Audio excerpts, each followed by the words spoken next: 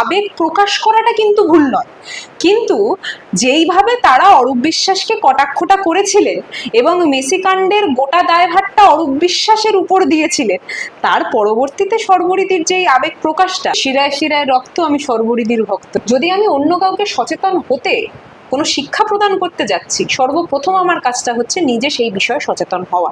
আমরা দেখলাম বাংলায় যখন মেসি আসলো, অরূপ বিশ্বাস তার সাথে গলা মেলালেন, হাত মেলালেন, এই নিয়ে অনেক কটাক্ষ করেছে বিজেপি।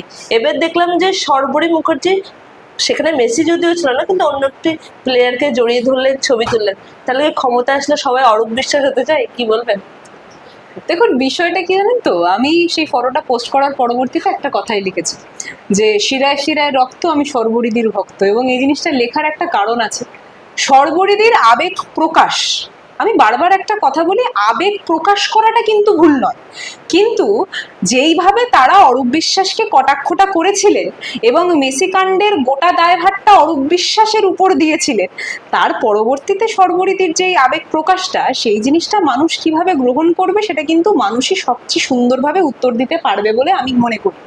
এবার কি জানো তো, আমরা যখন দেখলাম, আমি নিজে ইস্ট বেঙ্গলের সমর্থক, তো সেখান থেকে দাঁড়িয়ে ওই ইস্ট বেঙ্গল সমর্থক হিসাবে যখন সেই যুদ্ধ আমরা জয় করছি, এটা একটা যুদ্ধ হিসাবেই যদি আমরা বলি, বা এই যে খেলা, এটা তো আবেগ সকলের কাছে, সেখান থেকে শর্বরীদির যে উচ্ছ্বাসটা, সেই উচ্ছ্বাসটা নিয়ে যখন আমি পোস্টটা করি, বিজেপির অনেক লোকজন সেই পোস্টে এসে লেখে, আরে তোমরা বুঝবে না এই ভালোবাসার কথা, এই উচ্ছ্বাসের ব্যাপার। কিন্তু আমার কথাটা হচ্ছে, যখন শর্বরীদির উচ্ছ্বাসের ব্যাপারটা তোমরা এতটা খুঁটিনাটি ঢুকে বোঝার চেষ্টা করছো, তাহলে অরূপ বিশ্বাসের উচ্ছ্বাসের কথাটা বা প্রত্যেকটা মানুষের উচ্ছ্বাসের কথাটা বোঝার জিনিসটা কি আপনাদের দায়িত্ব নয়? আমার কথাটা শুধু এখানে, আমি এখানে কাউকে জাস্টিফাই করার জন্য এই বক্তব্যটা রাখছি না। আমার বারবার কথা হচ্ছে, যদি একটা জিনিস ভুল হয় তাহলে দ্বিতীয় জিনিসটাও ভুল, তাই তো? আর যদি দ্বিতীয়টাকে তুমি ঠিক হিসাবে জাস্টিফাই করো, তাহলে প্রথমটা ঠিক নয় কেন? আমাদের প্রশ্নটা হচ্ছে এইখানে। কিন্তু আমি বারবার একটা কথা বলছি, মেসি কাণ্ডে যে গোটা দৃশ্যটা আমাদের চোখের সামনে উঠে এসছে, সেই জিনিসটা কোনো ক্ষেত্রেই সমর্থনযোগ্য নয়, কিন্তু তার পাশাপাশি আমরা তো আগামী দিনে চাইবো যে সমান কাণ্ড যাতে আবারও রিপিট না হয়। তাহলে যারা সেটা নিয়ে এত প্রতিবাদ করেছিল কণ্ঠ তুলে, তারা যদি সমান সমান প্রতিক্রিয়া আবার দ্বিতীয় ক্ষেত্রে এসে দেয়, যখন তারা শাসকে পরিণত হয়েছে, তখন কি সেই গোটা বিষয়টাই প্রশ্নচিহ্নের সামনে বা প্রশ্নচিহ্নের সম্মুখীন হয়ে যায় না? আমাদের জায়গাটা শুধুমাত্র প্রশ্নের জায়গা, এখানে আমি কোনো ভার্ডিক্ট দিতে আসিনি, আমি এইটা নিয়ে কোনো বক্তব্য আলাদা করে রাখতে চাই না। কিন্তু আমি বারবার একটা কথা বলবো, যদি আমি অন্য কাউকে সচেতন হতে কোনো শিক্ষা প্রদান করতে যাচ্ছি, সর্বপ্রথম আমার কাজটা হচ্ছে নিজে সেই বিষয়ে সচেতন হওয়া।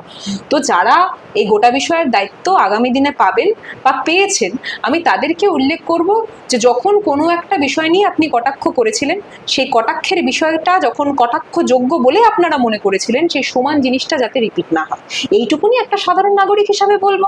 এটা এখানে তো আলাদা হিসাবে বক্তব্য রাখার কোনো জায়গা নেই, মূলত বক্তব্যটা হচ্ছে আমাদের সকলের এই জায়গায় যে কোনো একটা ব্যক্তি, কোনো সাধারণ মানুষ যারা টিকিট কেটে সেই গোটা বিষয়টা দেখতে এসছে বা উপভোগ করতে এসছে, তাদের উপভোগটা যাতে ঠিকমতো থাকে। কোনো ব্যক্তিগতর জায়গা, অর্থাৎ কোনো ব্যক্তিগত প্রায়োরিটিস জায়গা, যেই প্রশ্নটা নিয়ে অরূপ বিশ্বাসকে সম্মুখীন করা হয়েছিল বা প্রশ্নচিহ্নের সম্মুখীন করা হয়েছিল, সমানভাবে সেই সমান দৃশ্যটা যাতে শর্বরীদি বা অন্য কোনো যারা বিজেপির শাসক পদে রয়েছে তাদের জন্য যাতে প্রযোজ্য না হয়, এটাই তো সাধারণ নাগরিক হিসেবে চাই, এইটুকুনি তাদেরকে বলতে চাই, বাস এটাই।